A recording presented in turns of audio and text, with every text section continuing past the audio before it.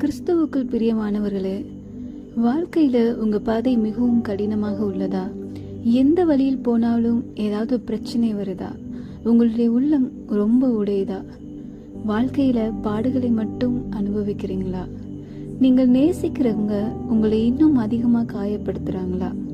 வாழ்க்கையில சந்தோஷமா இருக்கணும் அப்படின்ற ஆசை போய் எங்கேயாவது நிம்மதி இருந்தா போதும் அப்படின்ற நிலைமைக்கு வந்துட்டீங்களா? நீங்க கவலைப்படாதீங்க. எந்த அளவுக்கு உடைக்கப்படுகிறோமோ அந்த அளவுக்கு ஆண்டவர் நம்மளை உருவாக்குகிறார்.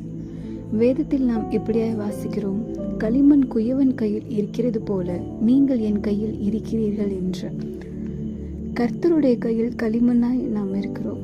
கர்த்தர் நம்மை உருவாக்குகிறார். கர்த்தர் நம்மை உருவாக்கி கொண்டு இருக்கிறார்.